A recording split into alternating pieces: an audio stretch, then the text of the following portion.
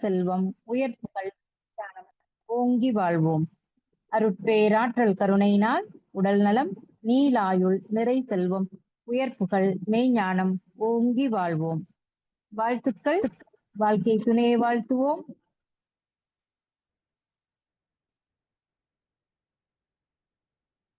பெற்ற மக்கட் செல்வங்களை வாழ்த்துவோம். உடன் பிறந்தவர்களை வாழ்த்துவோம்.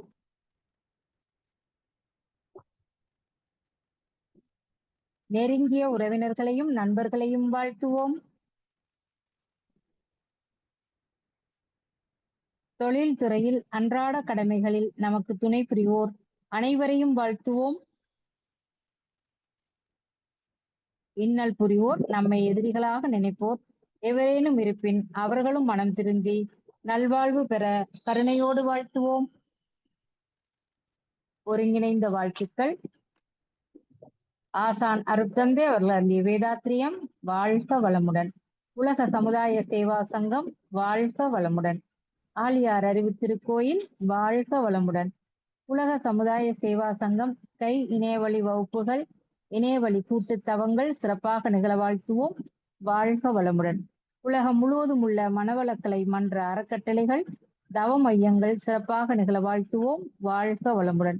இன்றைய நிகழ்வில் கலந்து கொண்டுள்ள அன்பர்களும் அவரது அன்பு குடும்பங்களும் வாழ்க வளமுடன். வாழ்க வையகம், வாழ்க வையகம், வாழ்க வளமுடன்.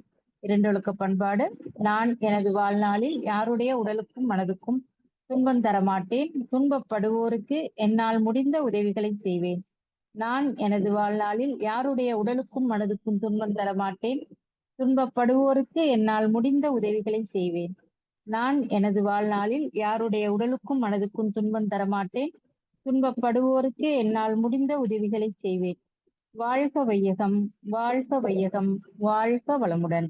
உலக நலவேட்பு. உலகிலுள்ள பொறுப்புடைய தலைவரெல்லாம் உயிரறிவை உள்ளுணர்வாய் பெறுதல் வேண்டும். உலகனைத்து நாடுகளின் எல்லை காக்க ஓருலக கூட்டாட்சி வலுவாய் வேண்டும்.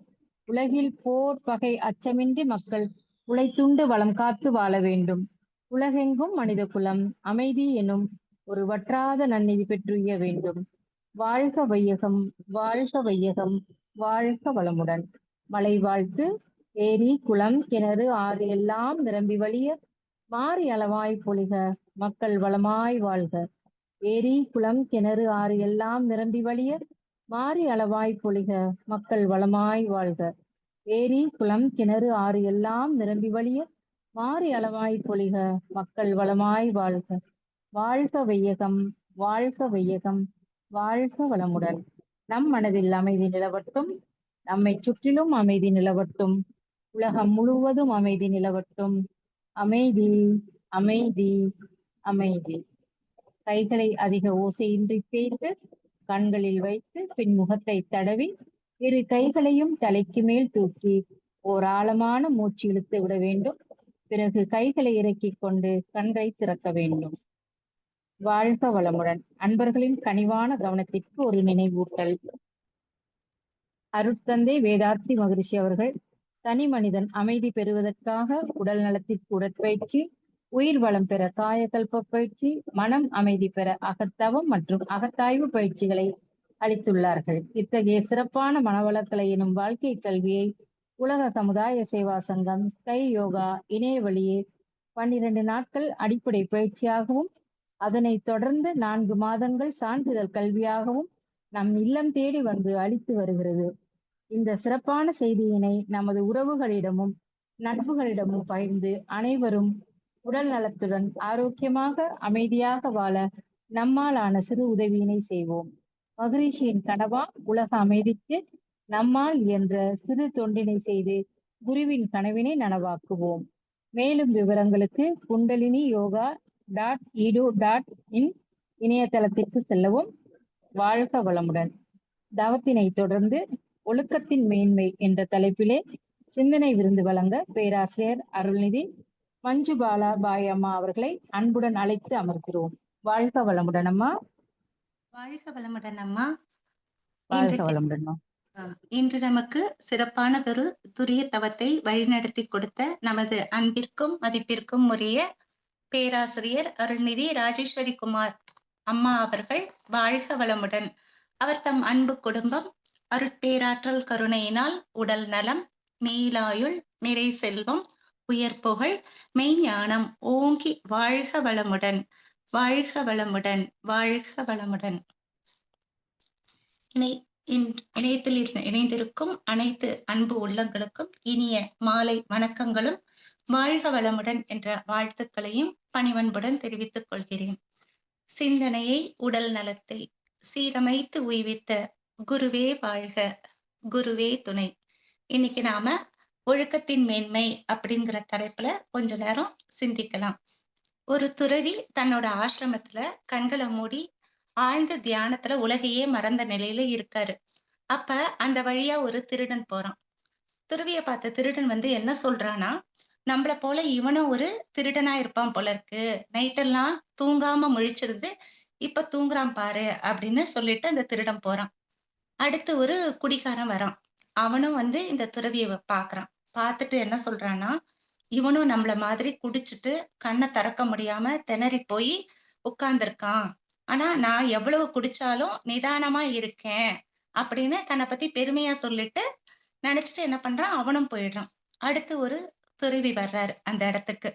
அந்த துறவிக்கு தான் தெரியுது அவரு தியானத்துல ஆழ்ந்து போயிருக்காரு அப்படிங்கறத அந்த துறவி புரிஞ்சுக்கிறாரு. இப்படி அவங்க பார்வையில மத்தவங்களோட செயல்கள் எல்லாமே வித்தியாசப்படுது. தன்னை போலத்தான் உலகம் மத்தவங்களையும் பாக்குது. மகாபாரதத்துல கிருஷ்ணர் துரியோதனனையும் தருமனையும் கூப்பிட்டு, தர்மா இன்னைக்கு நீ சாயங்காலத்துக்குள்ள நீ ஒரு கெட்ட மனிதனை அழைச்சிட்டு வா அப்படின்னு சொல்றாரு. அதுக்கப்புறம் துரியோதனனை கூப்பிட்டு நீ ஒரு நல்லவனை கூட்டிட்டு வா அப்படின்னு சொல்றாரு. 2 பேரும் போய் திரும்பி வராங்க. சாயங்காலமா வரும்போது சொல்றாங்க, துரியோதனன் கிருஷ்ணன் கிட்ட சொல்றான், கிருஷ்ணா இந்த உலகம் ரொம்ப மோசமாயிடுச்சு, ஒருத்தர் கூட நல்லவங்களா இல்ல அப்படின்னு சொல்றான். அதே போல தர்மர் என்ன சொல்றான்னா, நான் பார்த்த மனிதர்கள் எல்லாருமே நல்லவங்களா இருக்காங்க, கெட்டவங்கன்னு யாருமே இல்ல கிருஷ்ணா அப்படின்னு சொல்லி தர்மரும் சொல்றாரு. அப்ப அவங்க 2 பேரும் சொல்றத கேட்ட கிருஷ்ணர் என்ன சொல்றாருன்னா, நம்ம கண்களால தான் இந்த உலகத்தை பார்க்கிறோம். நம்முடைய எண்ணங்கள் தான் எல்லாத்தையுமே தீர்மானிக்குது. அப்ப நம்ம எண்ணம் தூய்மையா இருந்து, நாம ஒழுக்கமுடையவர்களா இருந்தா, உலகத்துல உள்ளவங்களுடைய ஒழுக்கம் நம்ம கண்கள்ல படும் அப்படின்னு சொல்லிட்டு கிருஷ்ணர் சொல்றாரு. இப்ப ஒழுக்கம்னா என்ன அப்படின்னா, பொதுவா நாம எல்லாருமே என்ன நினைக்கிறோம் அப்படின்னா, நல்ல செயல்கள செய்யறது. அதாவது தீய செயல்கள தவிர்த்து நல்ல செயல்கள செய்வதுதான் ஒழுக்கம் அப்படின்னு நம்ம நினைக்கிறோம். இப்ப ஒழுக்கம் யாருக்கு வேணும் அப்படின்னு நம்ம பார்த்தோம்னா, யாருக்கு தேவைப்படுது அப்படின்னு பார்த்தோம்னா, இந்த உலகத்துல 800 கோடி மக்கள் வாழ்ந்துட்டு இருக்காங்க. 84 லட்சம் ஜீவராசிகளும் வாழ்ந்துட்டு இருக்கு. மனிதனுக்கும் மத்த உயிரினங்களுக்கும் ஒழுக்கம் தேவையா அப்படின்னு பார்த்தா, இதுல யாருக்கு தேவை அப்படின்னு பார்த்தா, 5 அறிவு வரை உள்ள உயிரினங்களுக்கு ஒழுக்கம்ங்கிறது தேவையில்ல. ஏன்னா, ஒரு ஆடோ, மாடோ ஒழுக்கத்தோட, கடமை உணர்வோட, கட்டுப்பாடோட வாழணும் அப்படிங்கிற அவசியம் இல்ல. அதுக்கு சக உயிரை மதிக்கணும் அப்படிங்கிற தேவையும் இல்ல. அதுக்கு என்ன வேணும்னா, உடல் தேவைக்கு உணவு, இன்னொன்னு தன்னோட உயிரை பாதுகாக்கணும். அப்ப இந்த 2 தவிர அதுக்கு வேற எதுவுமே தேவையில்ல. ஆனா நமக்கு அப்படி இல்ல. ஒழுக்கத்தோட, மனித பண்புகளோட வாழணும் அப்படிங்கிற ஒரு கட்டாயம் இருக்கு. எவ்வளவுதான் நம்ம கிட்டக்க பணம், பதவி, அந்தஸ்து, கல்வி அப்படின்னு இருந்தாலும், ஒழுக்கம் இல்லைன்னா வாழ்ந்து பிரயோஜனமே இல்ல. ஒரு தனி மனிதனோட ஒழுக்கம் தான் சமுதாய முன்னேற்றத்துக்கு அடிப்படை காரணமாவே இருக்கு. அப்ப அந்த ஒழுக்கம் இல்லைன்னா ஒழுங்கா எதுவுமே நடக்காது.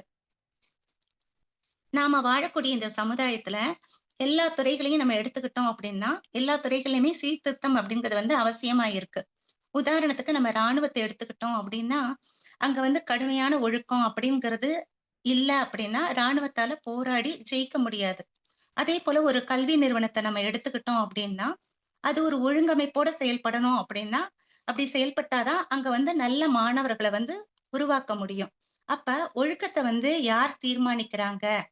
அப்படின்னு பார்த்தோம் அப்படின்னா, ஒழுக்கத்துக்கு நம்மளோட அ நமக்கு முன்னாடி இருந்த முன்னோர்கள், பெரியவங்கலாம் ஒழுக்கத்த பத்தி என்ன சொல்லியிருக்காங்க அப்படின்னா, ஒழுக்கம் அப்படிங்கிறத ஒழுகுதல், அதாவது பின்பற்றுதல் அப்படின்னு சொல்றாங்க. அதாவது உயர்ந்த அறிவுடைய சான்றோர்களின் அறிவுரைகள பின்பற்றுதல், அதன்படி நம்ம நடத்தல் அப்படின்னு சொல்றாங்க. இதுதான் ஒழுக்கம் அப்படின்னு சொல்றாங்க. இப்ப ஒழுக்கம் வந்து எப்படி வந்தது அப்படின்னா, ஆதி காலத்துல ஒரே ஒரு மனிதன் மட்டும் வாழ்ந்தான். அவன் மட்டும் தனியா இருந்ததுனால, ஒழுக்கம் வந்து அப்ப அவனுக்கு தேவையில்ல. அத சொல்ல வேண்டிய அவசியமும் இல்ல. ஆனா, அவனோட உணவுப் பொருள வந்து இன்னொரு மனிதன் வந்து பறித்து உண்ணக்கூடிய செயல் எப்ப வந்ததோ, அப்ப வந்து ஒழுக்கம் கட்டாயமா தேவைப்பட்டது. அதாவது முதல் மனிதனா இருக்கிற வரைக்கும் அவனுக்கு ஒழுக்கம் தேவைப்படல. எப்ப முதல் மனிதன் 2வது மனிதன சந்திக்கும் போது தான், திருடாத, பொய் சொல்லாத, மத்தவங்க பொருளுக்கு ஆசைப்படாத அப்படிங்கிற ஒழுக்க நெறி வந்து அப்பதான் வந்தது. அமெரிக்க ஜனாதிபதி ஆப்ரஹாம் லிங்கன் வந்து தன்னோட குழந்தைய ஸ்கூல்ல கொண்டு போய் சேர்த்துட்டு என்ன பண்றாருன்னா, தலைமை ஆசிரியருக்கு ஒரு கடிதம் எழுதுறாரு. அது வந்து ரொம்ப உலக புகழ் பெற்ற ஒரு கடிதம்னு சொல்றாங்க. அந்த கடிதத்துல என்ன எழுதியிருக்காருன்னா, உழைப்பின் மூலமா வர்ற $1 உழைக்காமல் வர்ற $100 விட உயர்ந்தது. அத வந்து என் பிள்ளைக்கு சொல்லிக் குடுங்க அப்படின்னு சொல்லிட்டு அந்த லெட்டர்ல வந்து எழுதியிருந்தாராம். ஏன்னா, அப்பதான் வருங்கால சந்ததி ஒழுங்கா உருவாகும் அப்படின்னு சொல்லி அந்த தலைமை ஆசிரியர் கிட்டக்க ஆப்ரஹாம் லிங்கன் வந்து சொல்லியிருந்தாராம். இப்படி ஒரு தனி மனிதனோட ஒழுக்கம் தான் சமுதாய வளர்ச்சிக்கு அடிப்படை காரணமா இருக்கு. ஏன்னா, மனிதன் வந்து இயற்கை, சமுதாயம்ங்கிற இணைப்புல வாழும்போது ஒழுக்கம்ங்கிறது வந்து கட்டாயமாகுது. சமுதாயத்துல ஒரு தனி மனிதனோட பங்களிப்புன்னு பார்த்தா, அவன் செய்யக்கூடிய எந்த ஒரு செயலுமே வந்து இயற்கையிலயும், சமுதாயத்திலயும் ஒரு மாற்றத்தை ஏற்படுத்தும். அது நல்லதா இருந்தா, உலகம் வந்து வளர்ச்சி பாதையை நோக்கி பயணப்படும். அதுவே ஒழுக்கக்கேடான செயலா இருந்தா, இயற்கைக்கும், சமுதாயத்துக்கும் துன்பத்தையே கொடுக்கும். இத வந்து மகரிஷி எப்படி சொல்றாங்க அப்படின்னா, "குறி தவறி சுடும் துப்பாக்கியை ஒத்தது, நெறி தவறி செய்யும் செயல்களின் விளைவு" அப்படின்னு ஒழுக்கத்துக்கு வந்து ஒழுக்கம் குறைவா இருந்தா, என்ன மாதிரி செயல்கள் விளையும் அப்படிங்கிறத வந்து மகரிஷி வந்து சொல்றாங்க. ஒழுக்கம் குறைவான மனிதர்கள், அதாவது ஒழுக்கமில்லாத மனிதர்களுடைய செயல்கள் வந்து எப்படி இருக்கும்னா, காட்டுல வந்து மிருகங்கள் வந்து பசிச்சாதான் மத்த மிருகங்கள வேட்டையாடி சாப்பிடும். ஆனா, மனிதர்கள் வந்து அப்படி இல்ல. பொழுதுபோக்குக்காக வேட்டையாடுறது, போர் அடிக்குதுன்னு காட்டுல போய் ட்ரிங்க்ஸ் பண்றது, அதுக்கப்புறம் அங்க இருக்கிற மது பாட்டில்கள் எல்லாம் வந்து அங்கங்க அப்படி அப்படியே போட்டுட்டு வர்றது. இந்த மாதிரிலாம் காட்டுல போய் வந்து அட்டகாசம் பண்ணிட்டு வர்றது. அப்படி அந்த மாரிலாம் வந்து பாட்டில்களை அங்கங்க போட்டுட்டு வரும்போது என்ன ஆகுது அப்படின்னா, அந்த வழியா வர அந்த காட்டு யானைகளுக்கெல்லாம் என்ன ஆகும் அப்படின்னா, அது கண்ணாடின்னு தெரியாம அத மிதிச்சிடுது. அப்படி மிதிக்கும்போது என்ன ஆகுது, அதனோட பஞ்சு போல இருக்கிற அந்த பாதங்கள்ல என்ன ஆகுது, அந்த கண்ணாடி உள்ள போயி, கொஞ்ச நாள்ல என்ன ஆகுது அப்படின்னா, அந்த யானையால நடக்க முடியாமலே போயிடும். நடக்க முடியாத யானை வந்து அதுக்கப்புறம் நிக்க ஆரம்பிக்கும். ஏன்னா, அந்த அளவுக்கு வந்து அதுக்கு கால்ல வந்து வலி வந்துருமாம். அப்புறம் இன்னும் கொஞ்ச நாள்ல வந்து என்ன ஆகும் அப்படின்னா, அந்த பிரம்மாண்டமான ஜீவன் வந்து கீழ விழுந்து உயிர் இழந்துடும். சுத்தி இருக்கிற அந்த மத்த ஜீவன்கள் எல்லாமே வந்து கண்ணீரோட பார்த்துக்கிட்டு இருக்குமாம். இப்படி மத்த உயிரினங்கள் படுற துன்பத்துல இருந்து காக்கலனாலும், அதுக்கு நாம காரணம் இல்லாமலாவது இருக்கணும். இப்படி மனிதனோட ஒழுக்கக்கேடான செயல் வந்து தொடர்ந்துகிட்டே இருந்தா, மத்த ஜீவன்களும் வாழ முடியாம, இயற்கையே வந்து அழிஞ்சு போயிடும். அப்ப மனிதனுக்கு ஒழுக்கம் அப்படிங்கிறது வந்து ரொம்ப அவசியமா இருக்கு. தனி மனித வாழ்க்கையில ஒழுக்கமும், தெய்வ பக்தியும் இருக்கிற சிலர் வந்து பொது வாழ்க்கையில வந்து ரொம்ப மோசமா நடந்துட்டு இருக்கிறத இதிகாசங்கள், நம்முடைய உலக வரலாறு எல்லாமே வந்து சொல்லுது. ராமாயணத்துல நம்ம பார்த்தோம் அப்படின்னா, ராவணன் வந்து ஒரு மிகச்சிறந்த சிவபக்தன் அப்படிங்கிறது வந்து எல்லாருக்குமே தெரியும். அவர் வந்து தினமும் கோவிலுக்கு போயி, சிவபார்வதிய வந்து வணங்குவது வழக்கமா வச்சுட்டு இருந்தாராம். அப்படி இருந்தும் வந்து ராவணன் என்ன செஞ்சாரு, ராமனோட மனைவி சீதைய வந்து கடத்திட்டு வந்து சிறையில வச்சிருந்தாரு. அப்படி சீதைய வந்து கடத்திட்டு வரும்போது என்ன ஆகுதுன்னா, சீதை தன்னோட காதுல, கழுத்துல போட்டிருந்த அணிகலன்களை எல்லாம் என்ன செய்றாங்க அப்படின்னா, வழிநெடுக கழட்டி போட்டுக்கிட்டே வந்து சீதா தேவி வந்து வராங்க. அத வந்து ராமர் எடுத்து பார்த்துட்டு என்ன சொல்றாருன்னா, லட்சுமணன் கிட்ட காட்டி, "இந்த குண்டலம் பாத்தியா? சீதையோட காதில் போட்டிருந்தது. கழுத்தில் உள்ள அட்டிகைய பாத்தியா? இது வந்து சீதையோடது." அப்படின்னு சொல்லி அது எல்லாத்தையும் எடுத்து ராமர் வந்து லக்ஷ்மணன் கிட்ட காட்டுறாரு. அப்ப அதுக்கு லக்ஷ்மணன் என்ன சொல்றாரு அப்படின்னா, "எனக்கு இந்த அணிகலன்கள் எல்லாமே வந்து சீதாதேவி போட்டிருந்தாளா அப்படிங்கிறதெல்லாம் எனக்கு தெரியாது. ஏன்னா, நான் வந்து சீதாதேவியின் காலடியத்தான் நான் பார்த்திருக்கேன் நானு." அப்படின்னு சொல்லிட்டு லக்ஷ்மணன் வந்து சொல்லியிருக்காராம். இப்படி லக்ஷ்மணனுடைய ஒழுக்கம் வந்து ரொம்ப தலை சிறந்தது. ஆனா, அதே போல ராவணனோட சிவபக்தி வந்து எல்லையற்றது அப்படின்னு சொன்னாலும், எவ்வளவுதான் பக்தியோட இருந்தாலும் ராவணன் கிட்டக்க வந்து ஒழுக்கம்ங்கிறது இல்ல. அந்த ஒழுக்கத்த வந்து ராவணன் வந்து கடைபிடிக்கல. அதனோட விளைவு தான் வந்து ராமகாவியம் வந்தது. அதே போல நம்ம வந்து ஹிஸ்டரியில வந்து ஹிட்லர பத்தி நெறைய வந்து படிச்சிருப்போம். அதுல கேள்விப்பட்டிருப்போம். அவர் வந்து ஸ்மோக் பண்ண மாட்டாரு. அப்புறம் ட்ரிங்க் பண்ண மாட்டாரு. மறந்தும் மத்த பெண்கள நெனச்சு கூட பார்க்க மாட்டாராம். ஆனா ஒரு நாள் கூட விடாம தினமும் மசூதிக்கு போய் தொழுதுட்டு வர்றதுல வந்து அவர் வந்து தவறுனதே இல்லையாம். இப்படி இத்தன நல்ல பண்புகளோட, ஒழுக்கத்தோட வந்து ஹிட்லர் தன்னோட தனிப்பட்ட வாழ்க்கையில வாழ்ந்திருந்தாலும், பொது வாழ்க்கையில பார்த்தா எப்படின்னா, ஈவு இரக்கம் இல்லாம நெறைய பேர கொன்னுருக்காரு அப்படின்னு சொல்லிட்டு நம்மளோட வரலாறு வந்து சொல்லுது. இவர பத்தி படிக்கும்போது பார்த்தா, இவர் செய்த அக்கிரமங்கள் வந்து கணக்கிலேயே அடங்காதுங்கிற மாதிரி இருக்குது அவரோட வரலாறு. அப்ப தனிமனித வாழ்க்கையில வந்து பக்தியும், ஒழுக்கமாவும் இருந்துட்டு, பொது வாழ்க்கையில ஒழுக்கம் தவறுனா, அது வந்து ஒட்டுமொத்த சமுதாயத்தையே வந்து பாதிச்சிடும். அப்ப ஒரு தனி மனிதனுக்கு பக்தி இருந்தாலும், இல்லனாலும், ஒழுக்கம் இல்லன்னா, வந்து பக்தி வந்து ஒழுக்கம் இல்லன்னா, அது வந்து ஒண்ணுத்துக்கும் வந்து உபயோகம் இல்ல. ஏன்னா பக்திங்கிறது நம்ம பார்த்தோம்னா, அது ஒரு தனி மனிதன பொறுத்தது. ஒழுக்கம்ங்கிறது வந்து அப்படி கிடையாது. ஏன்னா, ஒழுக்கம் இல்லாம வந்து அது தன்னையும், தன்னை சேர்ந்தவங்களையும் வந்து இந்த சமுதாயத்தையும் வந்து பாதிக்கும். அதனால பக்திய விட ஒழுக்கம் அப்படிங்கிறது வந்து ரொம்ப முக்கியம். இயற்கையில வந்து ஒரு நியதி இருக்கு. இந்த பிரபஞ்சம் வந்து எப்படி இயங்கிட்டு இருக்கு அப்படின்னு நம்ம பார்த்தோம் அப்படின்னா, அதாவது இயற்கை வந்து இந்த பிரபஞ்சம் வந்து இந்த பிரபஞ்சம் இயற்கை ஒழுங்குங்கிற அடிப்படையில துல்லியமா இயங்கிட்டு இருக்கு. எல்லா கோள்களுமே வந்து இந்த பிரபஞ்சத்துல சூரியன மையமா வச்சு சுழன்றுகிட்டும், மிதந்துகிட்டும் இருக்கு.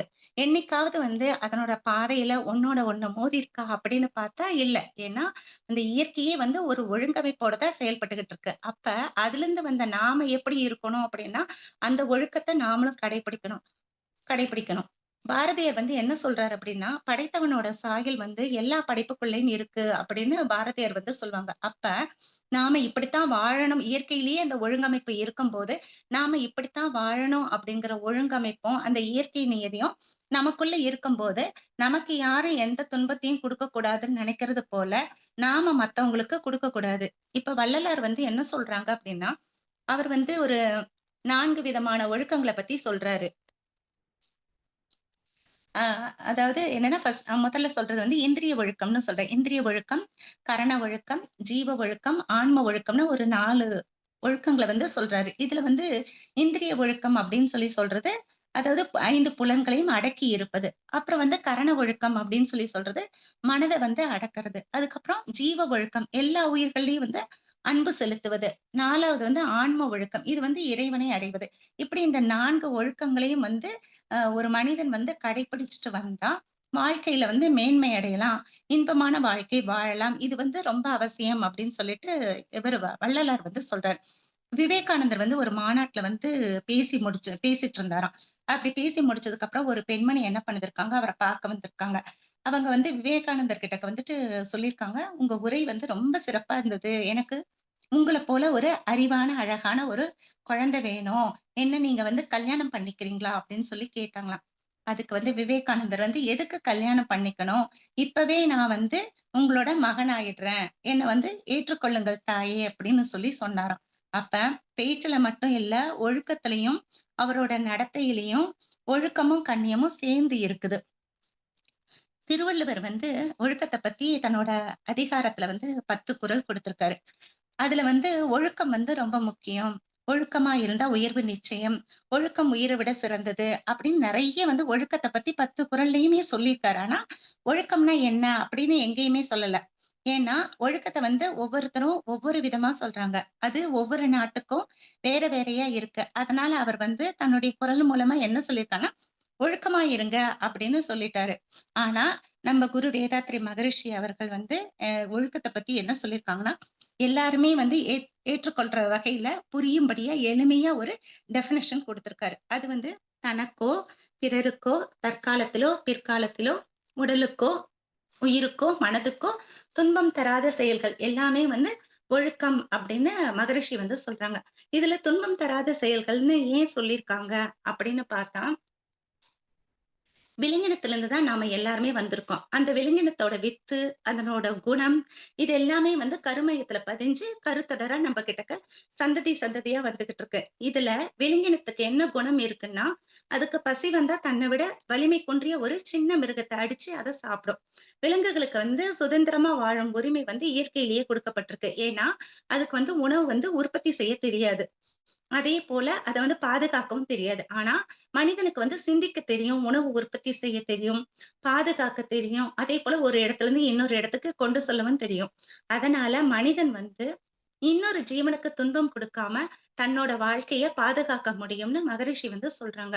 ஆனாலும் உணர்ச்சி வயப்பட்ட நிலையில உடலுக்கு கேடுன்னு தெரிஞ்சும் ருசிக்காக என்ன பண்றாங்க, சாப்பிடுற உணவுகள்ல இருந்து நம்ம மனதுல வரக்கூடிய வீணான ஆசைகள், கோபங்கள் இது எல்லாமே வந்து அதேபோல மத்தவங்கள வந்து வருத்தம் தரக்கூடிய தேவையில்லாத பேச்சு, வாக்குவாதம் இது எல்லாமே என்ன பண்றாங்க, உணர்ச்சி வயப்பட்ட நிலையில வந்து இதெல்லாம் பண்ணும்போது, இதெல்லாம் மத்தவங்க மனது துன்பப்படுத்துற மாதிரி செய்யும்போது, அதெல்லாமே வந்து ஒழுக்கம் குறைவான செயல்கள். இது உணர்ச்சி வயப்பட்ட நிலையில வரும்போது, ஒழுக்கம் குறைவான செயல்கள். அப்ப மகரிஷி என்ன குடுத்திருக்காரு டெஃபினேஷன்ல, தனக்கும் பிறருக்கும் துன்பம் தராத செயல்கள செய்யணும் அப்படின்னு சொல்லி குடுத்திருக்காரு. அப்ப இந்த செயல்கள நம்ம துன்பம் தராத செயல்கள செய்யணும் அப்படின்னா, அதுக்கு தான் வந்து தவம் பண்ணணும்.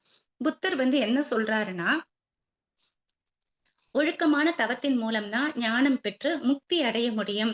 அந்த தவத்தினால் கிடைத்த ஆற்றலால பிறருக்கு துன்பம் தரக்கூடாது அப்படின்னு புத்தர் வந்து சொல்றாங்க. அப்ப எந்த ஒண்ணுமே துன்பம் தராத செயல்கள செய்யணும். அப்ப அதுதான் ஒழுக்கம். ஒழுக்கம். மகரிஷி வந்து ஒழுக்கத்த பத்தி அமெரிக்கால ஒரு பல்கலைக்கழகத்துல பேசிட்டு இருந்தாரு. அப்ப வந்து பேசிட்டு இருக்கும்போது, ஒருத்தர் எழுந்து வந்து என்ன கேட்கிறாருன்னா, "ஒழுக்கத்துக்கு ஏன் வந்து இவ்ளோ முக்கியத்துவம் குடுக்குறீங்க? அவங்க இஷ்டம் போல இருக்கக்கூடாதா?" அப்படின்னு சொல்லி கேட்டாராம். அதுக்கு மகரிஷி வந்து அவர கூப்பிட்டு, "இங்க வாங்க" அப்படின்னு சொல்லி ஒரு பேப்பர குடுத்தாராம். இத பேப்பர குடுத்துட்டு என்ன சொல்லியிருக்காரு, "இத அப்படியே வந்து 2ஆ கிழிங்க" அப்படின்னு சொல்லி சொல்லியிருக்காரு. அவரும் வந்து என்ன பண்ணியிருக்காரு அப்படின்னா, அந்த பேப்பர வந்து என்ன பண்ணியிருக்காரு, வாங்கி பேப்பர கிழிச்சிருக்காரு. ஆனா அந்த பேப்பர் வந்து கோணல், மாணலா கிழிஞ்சிருக்கு. அதுக்கப்புறம் என்ன பண்ணியிருக்காரு, மகரிஷி வந்து இன்னொரு பேப்பர குடுத்திருக்காரு. இன்னொரு பேப்பர குடுத்து, "இத வந்து நல்லா 2ஆ வந்து மடிங்க" அப்படின்னு சொல்லி சொல்லியிருக்காரு. சொன்ன உடனே அவரு வந்து மடிச்சு அந்த பேப்பர காமிச்சிருக்காரு. காமிச்ச உடனே, "இந்த ஃபோல்டு எப்படி மடிச்சிருக்கீங்களோ, அந்த மடிப்பு வழியாவே வந்து பேப்பர கிழிங்க" அப்படின்னு சொல்லி சொல்லியிருக்காரு. அப்படி மடிச்சு அந்த மாரி மடிச்சு ஃபோல்ட் பண்ண இடத்த சரியா பார்த்து, அவர் கிழிச்ச உடனே பேப்பர் வந்து சரியா 2ஆ கிழிஞ்சிருக்கு. அப்ப மகரிஷி என்ன சொல்லியிருக்காருன்னா, "ஒழுக்கம்ங்கிறது இப்படிதான். எப்படி வேணாலும் வாழலாம் அப்படிங்கிறது வந்து வாழ்க்கை இல்ல. இப்படித்தான் வாழணுங்கிற ஒரு ஒழுங்கமைப்பு வந்து இருக்கு." அப்படின்னு வந்து சொல்லியிருக்காரு. அதேபோல நீங்க எப்படி வந்தீங்க? வழியில வந்து சாலையில சிவப்பு விளக்கு வந்து பார்த்தீங்களா? பார்த்த உடனே என்ன செஞ்சீங்க? அப்படின்னு சொல்லி கேட்டிருக்காரு. அதுக்கு உடனே அவர் சொல்லியிருக்காரு, "இது என்ன சிவப்பு ரெட் லைட் எரிஞ்சது அப்படின்னா என்ன பண்ணணும்? நம்ம வந்து கார நிறுத்தணும் இல்லையா? அதனால நான் கார நிறுத்திட்டேன்" அப்படின்னு சொல்லி சொன்னாராம். அதுக்கு வந்து மகரிஷி வந்து, "ஏன் நிறுத்தினீங்க? உங்க கார் தான் வேகமா போகும் இல்லையா? நிறுத்தாம போக வேண்டியது தானே?" அப்படின்னு சொல்லி சொல்லியிருக்காரு. அதுக்கு அவர் சொல்லியிருக்காரு, "நீங்க இப்ப என்ன இப்படி சொல்றீங்க? நிறுத்தாம போனா ஆக்சிடென்ட் எல்லாம் ஆயிடும்" அப்படின்னு சொல்லி அவர் வந்து அவர்கிட்ட அவர் வந்து சொன்னாராம் மகரிஷி கிட்டக்க. அப்ப இத போல தான் நீங்க எப்படி ஆக்சிடென்ட் ஆயிடும். அப்ப இந்த சமுதாயம் போடுற இந்த சட்டத்தின்படி தான் வந்து வாழ்றது ஒழுக்கம். ஒவ்வொரு மனிதனும் வந்து சமுதாயத்தோட சங்கிலி போல இணைஞ்சு இருக்கான். யாருமே ஒருத்தரோட செயல் வந்து மத்தவங்களுக்கு பாதகமா இல்லாம, எல்லாருக்கும் சாதகமா நல்லபடியா அமைஞ்சு பிறர மதிச்சு வாழணும். இதுதான் ஒழுக்கம். இப்ப நீங்க ஆக்சிடென்ட் ஆயிடும்னு எப்படி சொன்னீங்க? அத மதிச்சு தானே நீங்க அந்த ரூல ஃபாலோ பண்ணி வந்திருக்கீங்க. அப்ப அந்த மாரி ஃபாலோ பண்றது தான் பின்பற்றி நடப்பது தான் வந்து ஒழுக்கம் அப்படின்னு சொல்லிட்டு மகரிஷி வந்து சொல்லியிருக்காங்க. இப்ப திருவள்ளுவர் வந்து "ஒழுக்கத்தின் எய்துவர் மேன்மை, இழுக்கத்தின் எய்துவர் எய்தாப்பழி" அப்படின்னு சொல்லியிருக்காரு. அதாவது ஒழுக்கத்த கடைபிடிச்சா மேன்மை அடையலாம் அப்படின்னு திருவள்ளுவர் சொல்றாங்க. அப்ப ஒழுக்கத்த வந்து என்ன பண்ணணும் அப்படின்னா, பழக்கமாக்கிக்கணும். அதுக்கு காலையில எழுந்த உடனே உடற்பயிற்சி, காயக்கல்பம், தவம், தற்சோதனை இதெல்லாம் வந்து நம்ம தொடர்ந்து செஞ்சு பழக்கத்துக்கு கொண்டு வரணும். அதுதான் வந்து ஒழுக்கம். ஆனா, பயிற்சிகள் எல்லாமே வந்து தினமும் செய்யணும் அப்படிங்கிறது தெரிஞ்சிருந்தாலும், ஏதோ ஒரு காரணத்த சொல்லிட்டு நம்ம அத கடைபிடிக்க தவறுனா, அது வந்து ஒழுக்கம் இல்ல. அப்ப செய்யக்கூடாதத செய்யறது நம்ம துன்பம் குடுக்கறது தப்புன்னு நம்ம சொல்றா மாதிரி, செய்ய வேண்டிய பயிற்சிகள நாம செய்யாம விட்டாலும் வந்து அது வந்து தவறுதான். அப்ப அதனோட விளைவு எந்த ஒரு செயல் செய்தாலும் அதுக்கு ஒரு விளைவு உண்டுங்கிற மாதிரி, நாம எந்த நிலையிலிருந்து நம்ம வந்து வெளியில பயிற்சிகள்லாம் செஞ்சு ஒரு மேன்மை நிலைக்கு வந்தோமோ, திரும்ப அந்த பயிற்சிகள் எல்லாம் நம்ம விட்டுட்டோம்னா, எந்த இடத்துல நம்ம ஸ்டார்ட் பண்ணினோமோ, திருப்பி அந்த ஆரம்ப நிலைக்கே நம்ம போயிடுவோம். அப்ப என்ன செய்யணும் அப்படின்னா, ஒழுக்கத்த வந்து பழக்கமாக்கிக்கணும். சின்ன சின்ன விஷயங்கள்ல கடைபிடிக்கிற ஒழுக்கம் தான் வந்து நம்மள அடுத்தடுத்த நிலைக்கு வந்து நம்மள வந்து உயர்த்தும். அப்ப ஒழுக்கம் இருக்கிற இடத்துல தான் வந்து அன்பும், அமைதியும் இருக்கும். அவங்க வந்து இறைவன வந்து தரிசிக்கணும் அப்படிங்கிறதில்ல. அவங்களே வந்து அந்த இறைநிலை அளவுக்கு உயர்ந்துடுறாங்க. அப்ப ஞான நிலையை அடையணும், தெய்வ நிலைக்கு உயரணும் அப்படின்னா, நம்மள நாம நலமா வச்சுக்கணும். அதேபோல பிறருக்கு நம்மளால எந்த தொந்தரவும் இல்லாத ஒரு வாழ்க்கை முறைய அமைச்சுக்கிட்டு வாழ்றது தான் ஒழுக்கத்தோட உயர்ந்த நிலை.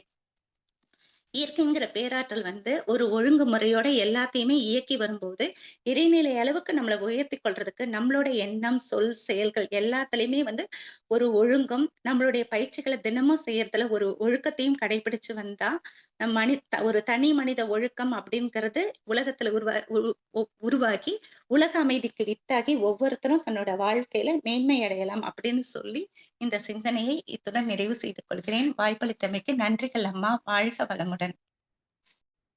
வாழ்க வளமுடன் அம்மா. மிகவும் சிறப்பான சிந்தனை. ஒழுக்க மேன்மையை பத்தி நல்ல நிறைய கருத்துக்களோடு சொன்னீங்க. வள்ளலாரோட ஒழுக்கம், அப்புறம் தினமும் நம்ம பயிற்சி பண்ணாதான் ஒழுக்கமா இருக்க முடியுங்கிறத ரொம்ப ஆணித்தரமா சொன்னீங்கம்மா. வாழ்க வளமுடன். வாழ்த்துக்கள் அம்மா. நன்றிகள் அம்மா. வாழ்க வளம். வாழ்க வளமுடன்மா. வாழ்க வளமுடன். ஒழுக்கத்தின் மேன்மை என்ற தலைப்பிலே பேராசிரியர் அருள்நிதி மஞ்சுபாலாபாய் அம்மா அவர்களும் அவர்தம் அன்பு குடும்பமும் அருட்பேராற்றல் கருணையினால் உடல் நலம், நீலாயுள், நிறை செல்வம், உயர்ப்புகள், மெய்ஞானம் ஓங்கி வாழ்க வளமுடன். வாழ்க வளமுடன்மா.